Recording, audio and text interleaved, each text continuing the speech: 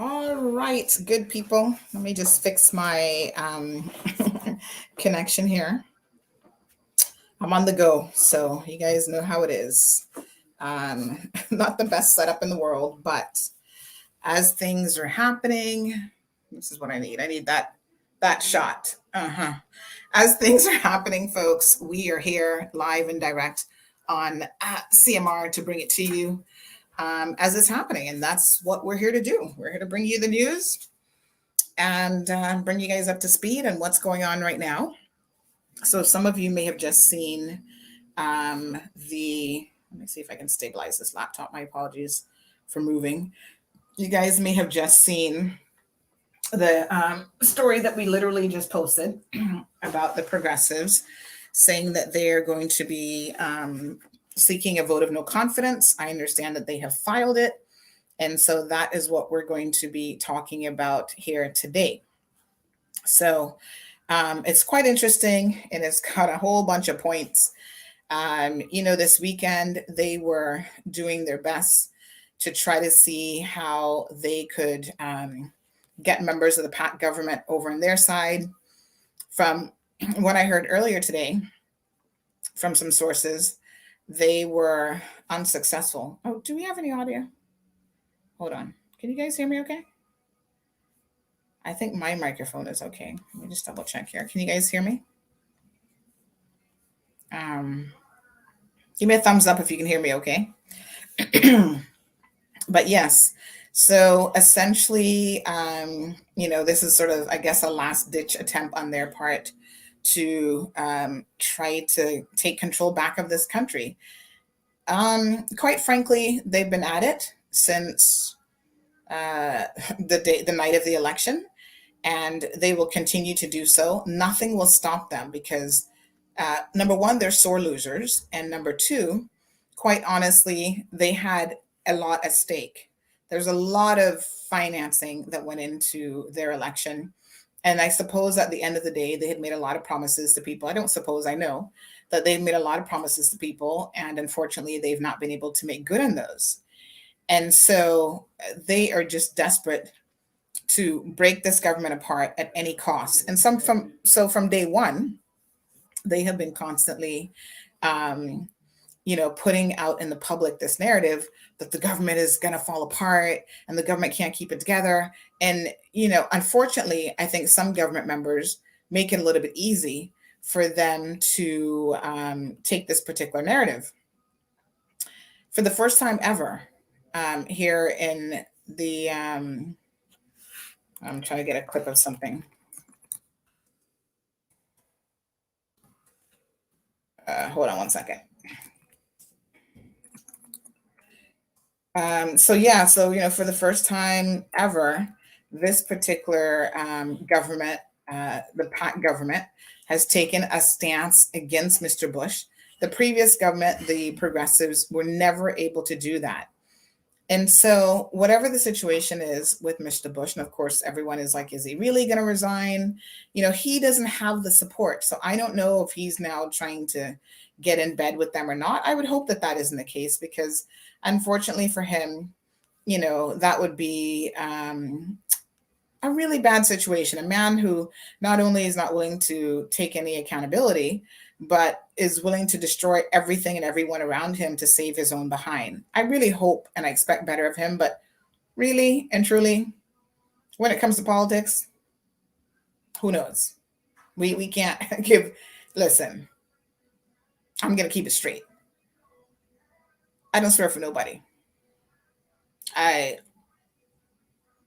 swear for myself in most instances, but other people, no. Why hasn't he tendered his resignation yet? Why isn't that breaking news today that he's officially tendered his resignation to the clerk of the court? So I feel like there could be something else amiss here.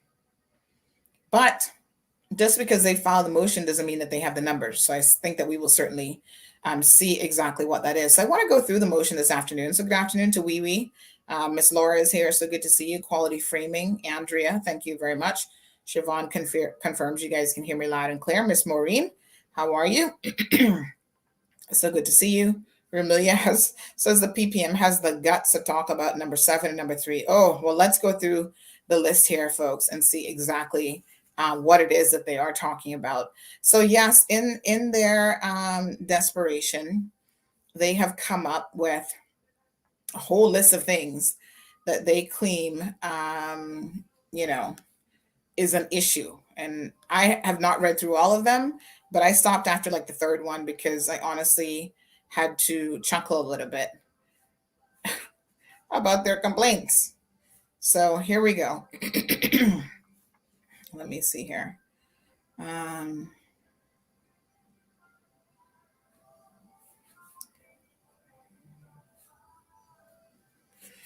so, yes, let me just see here what's going on. All right. So, what we have is the progressives motion. Stefan says he stopped reading it. Too totally disgusting. So let me just see if I can pull it up here 1 second. Yeah, I mean, they're just so petty. I mean, Roy, I again don't have any expectations of you, but really? All right, so here's the motion. Um, Number one, it says, whereas having regard to the general conduct, oops, sorry, of the government since it assumed office on April the 22nd, and the failure of the government to take any significant action to tackle the challenges facing the Cayman Islands, particularly with regard but not limited to the Premier's lack of effective leadership. Okay, Roy McTaggart, and you were the example of an effective leader. Okay, Mr. My strings are being pulled by Alden. The cabinet's collective lack of collaboration, cohesion, and competence. The 3 C's. Creative. Hold on, I'm just going to pull up my phone here. Then they go on to say the lack of progress in bringing forward a parliamentary code of conduct. I mean, the audacity of these people is just unbelievable to me. And I'll tell you why I say that, right? This government hasn't brought forth the code of conduct, but for parliament, but they have brought it forth for themselves, for cabinet. And that is why they were able to action. Can you guys see the screen, by the way? Are you able to see the screen? Hold on. I'm not so sure that you're able to see. Did I bring it into the, hold on. Oh, I forgot to add it. Hold on. Here we go. So this is a list. But I was just going to say that at least this government has actually done more than the previous government in relation to the code of conduct. They didn't even have a code of conduct for the cabinet members. This government, for the first time ever in the history of the Cayman Islands, has a code of conduct for its cabinet members. The progressives wasn't able to do that. So to now tell people that one of the things on here that you're concerned about is they haven't been able to bring forth a code of conduct is just so it's just wrong. I mean, I don't even know what other word. It's incorrect and it's wrong up to a point. They haven't brought one for the rest of the LA. But here's the joke about that situation, right? The Premier has given to his own members a copy of a draft code of conduct since March. Now, where I fault him, and you got to give people fault where the fault lies, is although they have not gotten back to him and they haven't taken a vote on it, and I don't think they've had a sitting of the LA to actually put it forward, he should have pushed it more, and he should have come out and said to the people, the code of conduct has been circulated amongst us. Because you see, this is the problem. When you try to do things completely in the up and up, and you're like, okay, let me do it amongst my members. I'm not looking for any clout. I don't need the people to be all up in this. This is something for the members to do. I promised them that we would deliver on this and we're moving forward. You kind of just want to get on with the business of doing that, right? But in lieu of the people knowing, and this is what I always tell these guys, don't make any assumptions that the people know what it is that you're doing, because the people may not know. Just tell the people this is a communications problem. This is one of the reasons why I keep saying to them, your communications team is failing you. It's not that the elected officials aren't doing anything, or they're not putting stuff out there. But it's really just a matter of, this is something and a lot of other accomplishments that you just need to tell people. If you do not tell people, they don't know, and the assumption is you are doing nothing. That's what this is. And it's not that the government is sitting back doing anything. The assumption, unless you tell people. And so once again, from a communications perspective, I think that a lot more has to be done in terms of getting the word out there. And there are failures from that regard. So, how many of you knew, by a show of hands, virtual hands, of course, how many of you even knew that the government had sent out a draft code of conduct? The premier, in fact, had sent out a draft code of conduct to all of the cabinet and the PAC members back in March. You don't know it. Yeah, raise your hand. Tell me yes, no. How many of you knew? So if you didn't know it, you assume that, well, we haven't heard anything about it. There's been no vote on it. It hasn't been passed. So therefore, nothing is moving forward. No one is moving the needle and nothing has been done. That isn't the case. So the premier, when he issued it to cabinet, should have said, when he issued it to the members of the PAC government, should have said, listen, this has now gone out to cabinet, to caucus. All the PAC members have it. It's out for comment. I'm aware that some of the pushback that he got, quite interestingly enough, I understand from the likes of people like Makiva Bush, is like, oh, well, this code of conduct shouldn't include personal matters, right? That is outside of the LA. But tell me something. How does that make any sense? What would be the point of a code of conduct that has that sort of exclusion in it?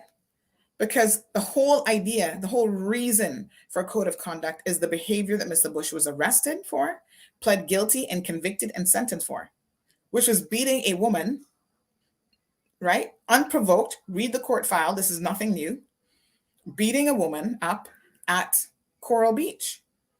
So if you pass this code of conduct that doesn't include stuff that happens outside the LA, what good is it going to? It's going to be a farce. And so the premier within his own ranks was like, no, that's going to be a farce. That's not going to work. Why would you even suggest that? Only God knows, because that means that you just want to be up to your shenanigans and not be held accountable yet again for your own actions. The reason we need a code of conduct is because you guys don't know how to behave in the public realm and in your private life and whatever outside of the Legislative Assembly. That is the point. So here we have this progressive government trying to make a point out of the fact that trying to make a point of the fact that, trying to make a point of the fact that, oh, they haven't passed this code of conduct, which was promised to the people. And like I said, the biggest irony of it all is that they themselves have never in 12 years even considered a code of conduct. They've certainly not put it to the people that was on the table. They didn't ever come up with the idea. They didn't say that it was needed. They didn't say that they wanted it. So now that the issue has been brought up by the progressives and something that they have advocated for, they have the audacity to actually put in here that, because they don't have a code of conduct, this is one of the reasons why they have no confidence in them. Come on, people. Something wrong with the progressives. Are you all thinking straight? So I just thought in terms of that is one of the things that made me like, as Stefan said, at some point you just stop reading this document because this is so stupid, not so absolutely ridiculous. And it just demonstrates the mindset of the progressives government and how incredibly desperate they are. So we go on and it says, look what they say, an effective means of holding members of parliament accountable for their behavior. Again, something they never could do and never wanted to do. They go on to say the lack of any substantive legislation being brought to parliament in over a year. In contravention of accepted conventions and norms, the premier allowed his ministers to involve the Speaker, Parliament, and government business at home and at official meetings overseas. And this number 5 is a very, very interesting situation, because, again, the general public has been indeed questioning this. I don't know the extent of his involvement, but people have been questioning, why is Mr. Mack even going on these official trips? I was just in the neighborhood talking to someone, and I tell you what, they were saying the exact same thing to me. What was Jay thinking? What was he doing? So it's a question, of, I mean, that's a valid question. Is that enough to talk about? You want to bring a vote of no confidence? No, Bobo. I don't think so. Anyway, let's see what else they say here of any substance. The ongoing slippage in the delivery of the waste to energy facility known as Regen. The what is it? Sustainable long-term alternative to landfill. What do they mean by ongoing slippage? Uh, they know something we don't know. Anyway, I don't know what they mean by that. And this was the deal with DART. And again, this is something that has been in the works for quite some time. Where are we at with it? This is probably one of those communication failures that I'm talking about, where it's moving forward and things are being done, but nothing has been announced. I know that they were very, very keen to review that deal extremely carefully and to make sure all the I's were dotted and all the T's were crossed.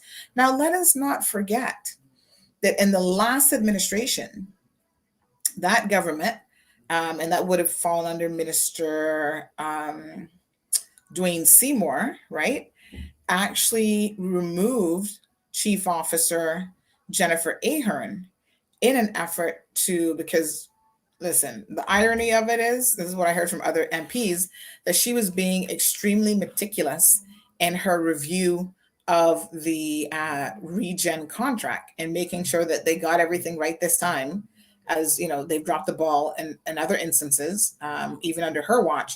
And so she was trying to be very meticulous with it. And apparently the progressives did not like her degree of scrutiny.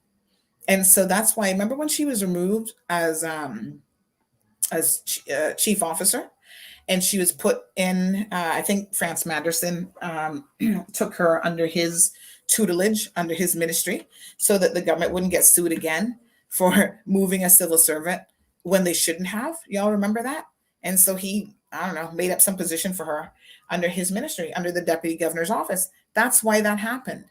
You see, a lot of things are not explained to the general public. So sometimes you don't understand the background. Well, now you got the cold hard truth, so we try to break it down for you as much as we can. But this is why a lot of times you don't really understand what it is that's happening behind the scenes.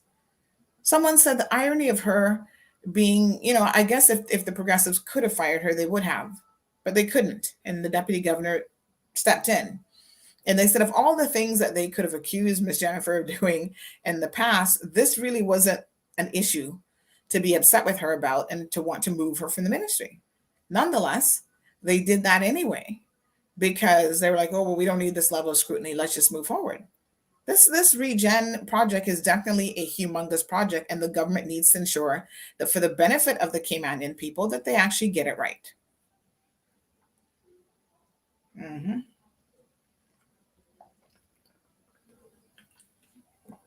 Trying to keep up with my water allowance for the day. You see where I've reached? It says at 9:00 this morning I was supposed to be there. it's 2:15. I'm not there yet. Oh my gosh, I'm the worst with the water. Anyway, the failure to complete the review of the national minimum wage. Oh, step on my corns. Step on my corns. The national minimum wage. Somebody help me out here. Where's Johan? Is Johan around? When was the minimum wage actually hold on. When was the minimum wage actually put in place, y'all? When was that done? The same progressive government has not themselves increased the minimum wage at all. And now they're talking about, because this government said that they would be reviewing it, the last government didn't even review it. Well, what are they talking about? So they took no review of it. They did nothing. And now they're trying to crucify the people who are actually reviewing it with a view to do something? What is wrong? What is wrong with these people? Their logic is illogical. It just doesn't make any sense. I'm a little bit confused about what it is that they're even saying here. Let me just see something with the minimum wage.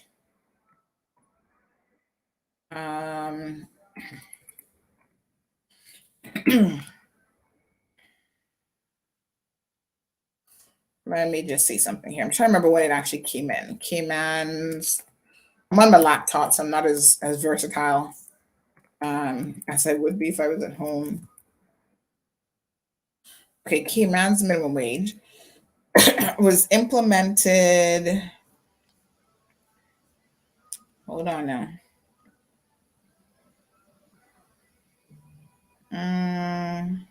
Okay, came into effect March the 1st of 2016.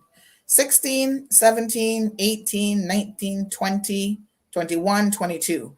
So for 6 years, this national minimum wage has been in place for all of that time. The previous administration claims that it was supposed to be sort of a temporary thing and they'd get back to reviewing it. They didn't do so at all. And once again, they didn't get it accomplished. They didn't even consider it. They didn't think about it. They didn't even put the committee together to review it, right? So they did none of that. And here they are now saying, oh, well, this government has put a committee together, working group together to review it and to look at all the implications of potentially actually increasing the national minimum wage. They have done all of that, right? Something the progressives themselves never did. But yet that's what they have on here talking about they've lost confidence in the government. I am just dumbfounded at the logic that this progressive government is trying to utilize with the list of things here. They had 6 years to do it, and they didn't do it in 6 years. This government has been in, what, a year and a half now? April of next year will be 2 years. Is my math right? And they want them to fix everything that their government, that the progressive government never did. Oh, put in the code of conduct, which we never did. The strategic policy plan, which we never did. Review the minimum wage, which we never did. So their failures, which this government is trying to address, as well as all the other things that are going on around us, is now the litmus test that they're going to use by which to judge this government by in less than 2 years, and talking about the fact that they have been a failure. I'm like, what the oh my God. Really? National Development Plan, despite the work of the plan, Cayman to establish both development principles and an effective framework. Once again, they never got it done and they never did it. But you see, this is the thing with politics, right? They would want you to believe that although they weren't able to accomplish any of this in the 12 years that they were in office, they want you to believe that, oh, now we can do it. Just give us another chance. 12 years is a long time, and you didn't do any of that in 12 years.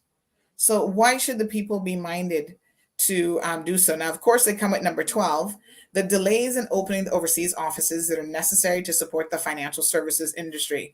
Okay, take that into consideration, right? Especially in lieu of the fact that the Auditor General had actually issued a report to say that the progressives' movements to even open those offices right before a general election was problematic, and that they should have never done that. And they felt like there was a political tampering of the process, the way that the hiring was done and whatever. So when this government got in, the progressives were promising, oh, we're going to increase the stipend, we're going to do this, we're going to do that.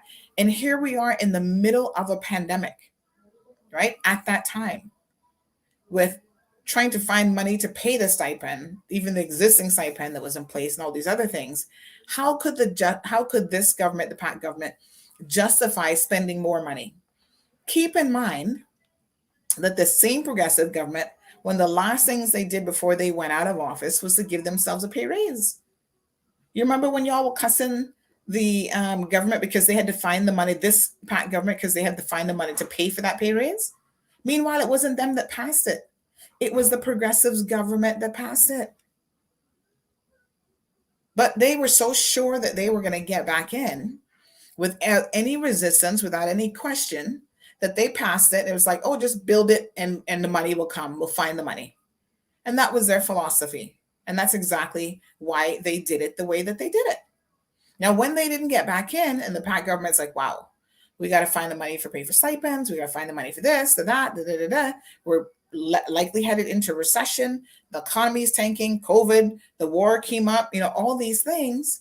It's now one of those things where it's like foreign offices, maybe that's not a primary concern for us. We haven't had all these foreign offices before, and financial services has been doing just fine. And financial services has kept this country afloat, even when tourism was not able to do so.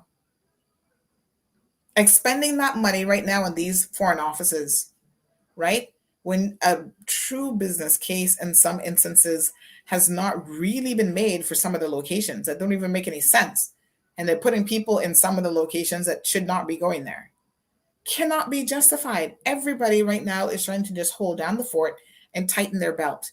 Why are we encouraging the government to spend money in foreign offices?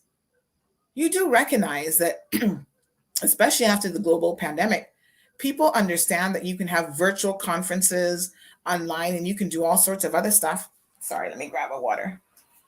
To actually build your portfolio and build your reputation, even as it relates to foreign office, even as it relates to financial services. Why do you need a foreign office in all of these jurisdictions and all of these locations, right? The money that you're going to be spending, do have it make sense in terms of how that is going to actually bring money in. Because it's easy to spend other people's money. And this is the issue that I have with the progressives. They really enjoyed spending our money and had no degree of accountability for any of that spend. And they couldn't show you how it made any sense. The things that will make us more or less competitive in financial services isn't going to be, set up one little foreign office in some hole in the wall in Asia that no one's going to ever, be able to see. The person there doesn't even speak Mandarin. They don't speak any of the languages of that jurisdiction, and they're going to make connections. How? Let's pick sense out of nonsense. If they want a foreign office in Asia, you know what you do? You liaise with the likes of a Maples and Calder or a Walkers, who already has a presence in there. They have foreign office locations, right? You market in collaboration. This is how you do a private public sector partnership. You in collaboration with Maples, with Walkers, whoever these law firms are that already have existing foreign offices, you collaborate with them to make sure that there's sufficient advertising in those jurisdictions. You don't need to go set up a whole office spending hundreds of thousands of dollars between rent and salaries to support foreign offices. Isaline says, yep. Katsina says the progressive was a 6-pack, half a dozen.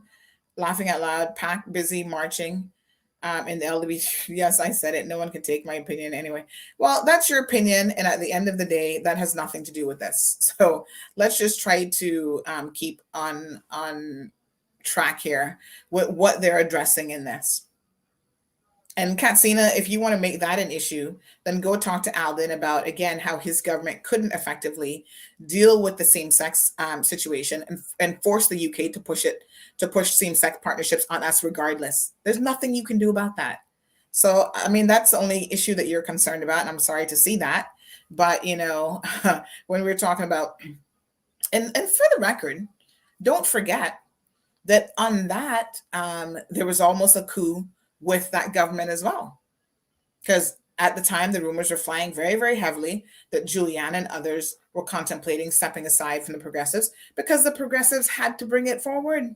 They did not have a choice.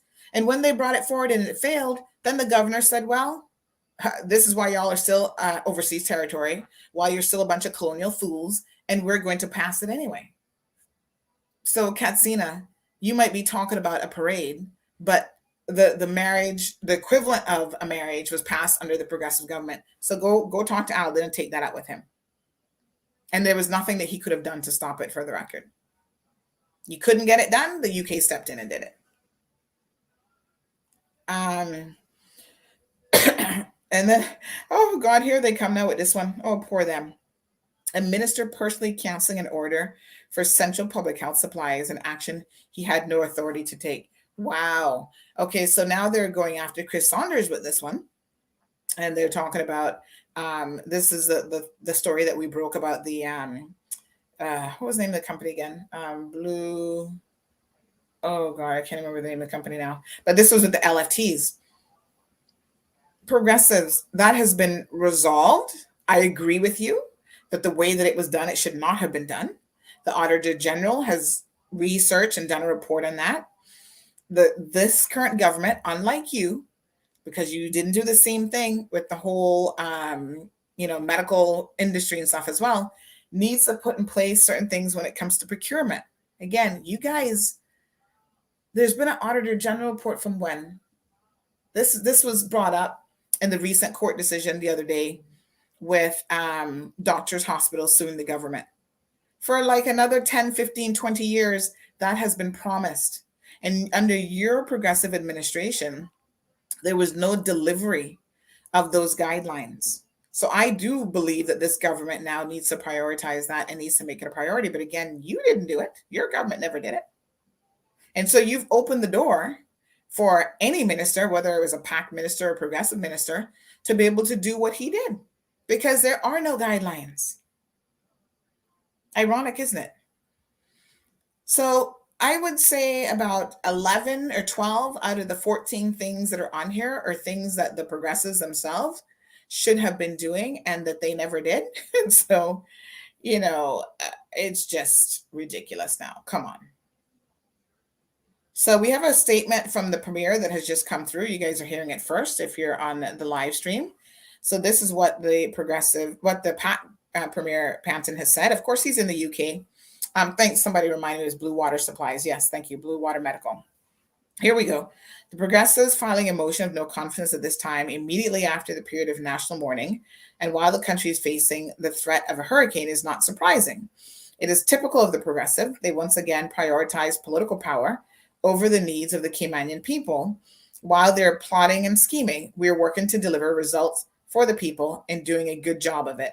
And this is what the Honorable Wayne Panton has said. Premier Panton, thank you for the statement. When you get back on island, I hope that you recognize, there are still people who even question, poor Panton. There are people who still question his loyalty, like, oh, well, he was once a progressive, always a progressive. Step off. I was once a progressive too, until I saw the light, until I saw the egos, until I saw what Alden was really all about. The likes of Alden, because politics reveals the true man or woman, right? And so what I would say in relation to that is you have got to step up your communications element. There's no more leaving it up to the civil servants to get your messages out there and to do the things that need to get done. You better step up your PR machinery. You guys are doing a lot. You are there 24/7 at the government building. Let people know what it is you're doing sitting down there every day, what policies you're working on, what you're developing, blah, blah. I mean, listen to me. Take a little advice from this little Georgetown picky head gal that they say don't know what's going on and they don't have a clue and blah, blah, blah. When it comes to public relations, running media campaigns, and PR and reaching the people, take it from me. As picky as my head might be, I know a thing or two about it. And I know what the people want to be hearing from you. It's not a question of you're not doing anything. It's a question of your message isn't reaching the people. Hi, Mitzi. How you doing? And if I had a general, comment to make to the other members of the PAC government, sorry, what I would say to them is, as you can see, the progressive remains uh, just desperate. They remain salty, and they will do anything, really, to pull your government apart. They're trying to broker deals when that isn't working, when that hasn't, you know. Um, hold on one second. I want to do a little typing while I'm. So, you know,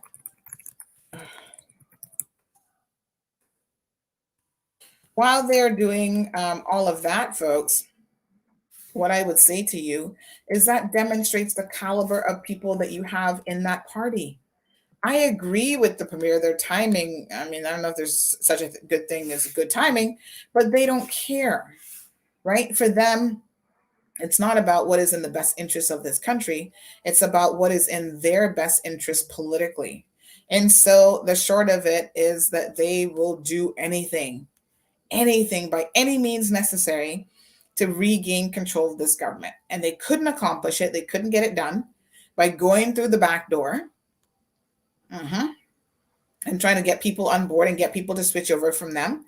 And so because they couldn't do it that way, now they brought this vote of no confidence. They don't have the numbers. Progressives don't have the numbers. PAC government, stay committed. The people put you in and the people expect you to do your job. So you all remain committed to the cause, which is putting the people's business first. I'm going to find the video, and I'll address this on tomorrow's show without a doubt. I will find the video of the previous, what's his name, Roy McTaggart, saying not too long ago that, there's nothing that we can do about inflation. There's nothing that we can do about the cost of living and all this other stuff. And then as soon as the PAC government gets in, he claims that they should be doing more and that they have all the answers and they have all the solutions. If you had all the solutions and answers, my friend, do tell me, how on earth did you not bring any of that forward before? In fact, what you did is the very opposite. You said you had no solutions. Amelia says communication is the key. It always is. It always, always is. And all politicians need to set self and ego aside. Ultimately, the people are the ones who have hired you and put you in a position to make a difference. Put the people's interest first. Forget about your own personal glory stories or whatever. Do the right thing for the people. That's what we want to be seeing you doing. All the fancy shenanigans and events and parties and whatever else that you can go to, nobody cares about any of that if you're not doing what you need to be doing for the people. And that really is the bottom line. I think, quite honestly, this is brought about because, obviously, the situation with McKeever Bush. They're like sharks. They smell the blood in the water. And sharks can smell blood from a long, long ways away. And they feel like, oh, maybe there's a little bit of dissent there because, him and Jay have kind of, ranked up with each other or whatever in terms of that. And I really remain hopeful that Mr. Bush does the right thing. You as voters also need to be committed to doing the right thing. And the next general election, if you continue to elect members of the progressive government who you know what their MO is, you know what they're going to do, right? Who else can be ultimately blamed? You guys could have had some good workers in Sammy, would have been great in Red Bay.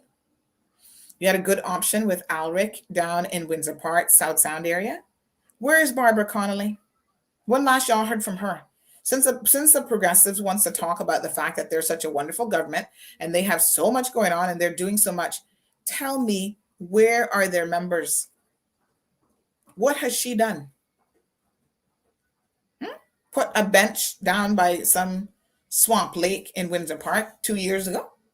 Where is she? They don't even be making contributions to the LA. Where's Alden? Ask the constituents in Red Bay. When last they seen or heard anything from Alden McLaughlin?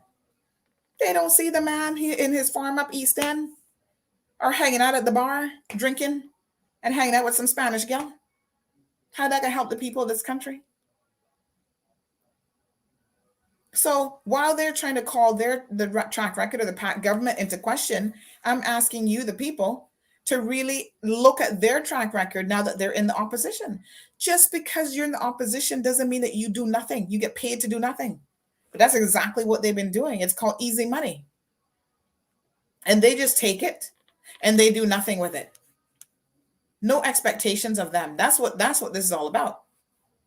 Why do we not have expectations of them? Ask Alden when was the last time he had a constituency meeting. I'm waiting. Ask Barbara when was the last time she had a constituency meeting. Ask David when was the last time he had a constituency meeting. Roy McTaggart, when was the last time you had a constituency meeting? These guys are doing nothing but causing dissent in this community, trying to grab back the little power so they can deliver on some promises. Yes, and Rosie says Johan Moxham would have been better than Joey Hugh. Hello. Right?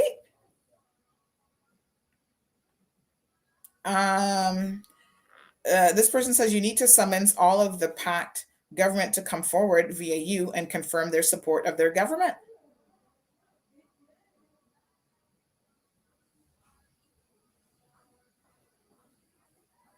Unbelievable.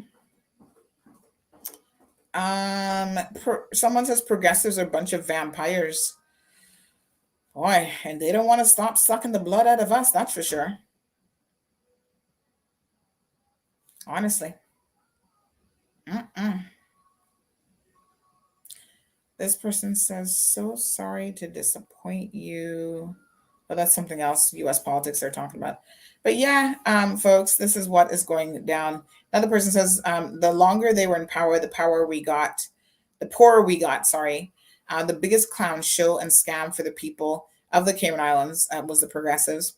There are good reasons why PPM are not the sitting government and will replace, etc. Nothing has changed their intention, their agendas, and their track record.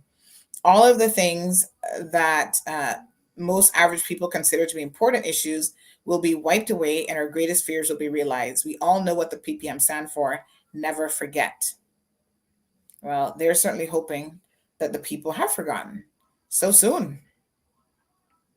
As a matter of fact, somebody sent me something yesterday. I didn't get a chance to read it on air, but now would be a good opportunity to do so. And I don't tend to be here all day because I've got stuff to do, but people. But let me just share this with you. Let me see here now. In relation to the Progressives government and what they have been up to, I wanted to read this excerpt that someone had shared yesterday. I think they shared it with me yesterday. Let me see if I can find it real quick. I mean, the progressives have their loyalists, and that's the problem. People are not capable of seeing exactly what they have been up to, right? So this person says the PPM cannot be trusted again. They sold out our country and most Caymanians for wealthy developers and their friends that financed the party who they took their instructions from in return for financial support. Rich people got richer, developers got their returns through concessions and secret deals. The average Caymanian suffered over the past 12 years. They put 8, but it's actually been 12 years that the PPM were in power. This is why they were replaced in 2021. The PPM, led by Alden McLaughlin, formed the unity government with McKeeva Bush as co-leader in 2017 and gave him the speaker's position, which is the third most powerful position in the land. They knew what he was all about then and all of his vices. PPM decided not to remove McKeeva Bush after his drunken assault on the female bar manager that was captured on video. The PPM did not condemn his actions and hoped that it would just go away. Not one of them called for his resignation or removal from the speaker's position or as an MP, even after he was found guilty. Remember, we played that snippet for you yesterday? Now you expect us to trust them? PPM will do whatever it takes to get back into power. The fake outrage now is pure show and political posturing. If they need McKeeva Bush to make up the majority in former government, then they will not hesitate to do so. And I believe that. History has taught us this. Never forget where we come from and what we have seen. Politicians will do anything for the power they're desperate to get, to retain and potentially get rich from the opportunity. It is our recent history. Learn from it before we make the same mistakes and suffer worse consequences. So someone again submitted that, talking about um, the progressives and their shenanigans that they have been up to. And I have to say that I agree with that. And the evidence is there. I mean, the evidence is clear, and it is definitely there to support a lot of what that viewer shared with us.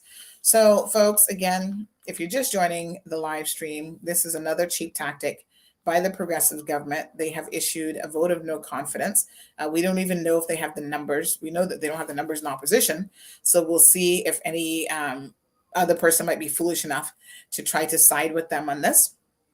And again, this is all about the government trying to do the right thing as it relates to McKeeva Bush. So strategically, they're thinking, oh, McKeeva Bush is up for grabs. You all do get this, right?